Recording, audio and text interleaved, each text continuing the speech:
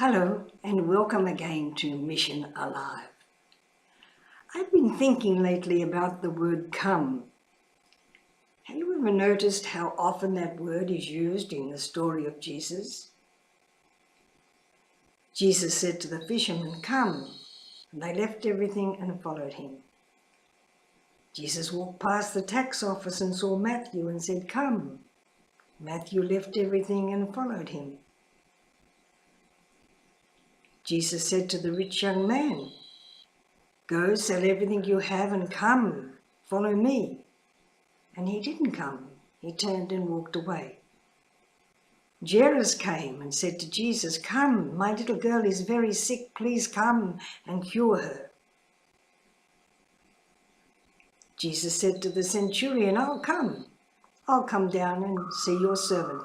No, said the centurion, "don't come. Just speak, and my servant will be better." Jesus cured 10 lepers. Just one out of 10 came back. And Jesus said, "Weren't all the 9 cured and only one has come back? Come back to thank me, to praise God?" And Jesus himself said, "Come to me, all you who labor and are heavily burdened, and I will give you rest." Come to me. When we say come, we have to do something. We have to get up and move. The fishermen had to leave their nets in their boats and follow Jesus. Matthew had to get up from his tax table and follow Jesus. Jesus had to step out of the boat and follow Jairus, a man who had criticized him so often for what he was doing and what he was saying. And yet now Jairus needed him, and so Jairus said, "Come." Jesus said, "I'll come." Come, it means to move. If you're going to listen to me, you have to leave other things and come and sit and listen. Come to me, Jesus says. Come to me and I will give you rest. Maybe it's hard to understand because we don't see anything, but to come to Jesus, to come and sit for a while and be silent.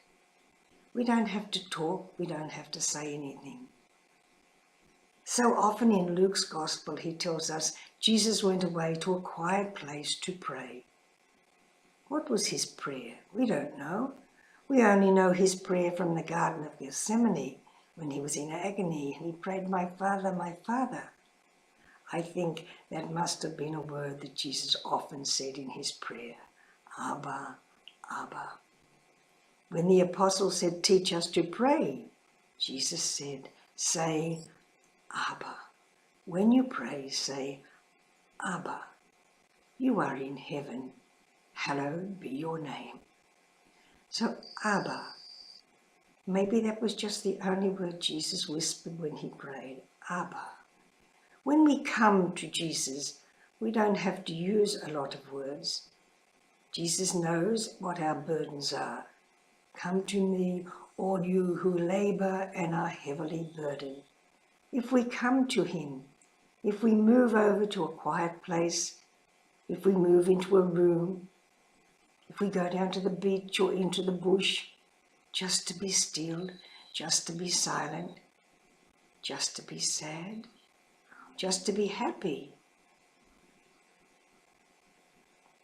Sometimes when we feel sad, we want to be alone. Sometimes when we feel sad, we need the comfort of others. Sometimes when we're so happy, we just want to be happy by ourselves. Sometimes we want to share it with others. Jesus says, "Come to me." Come to me is an invitation to pray. Pray doesn't mean saying words. Pray means being with the person we love. So listen to that invitation this week and sometimes come to Jesus. Come to a quiet place, come to a quiet corner, and just for a while say, Abba, Abba. God is our Father. He wants to give us our daily bread, not just the bread we eat, but the bread for our hearts, the bread for our minds, the bread for our spirit.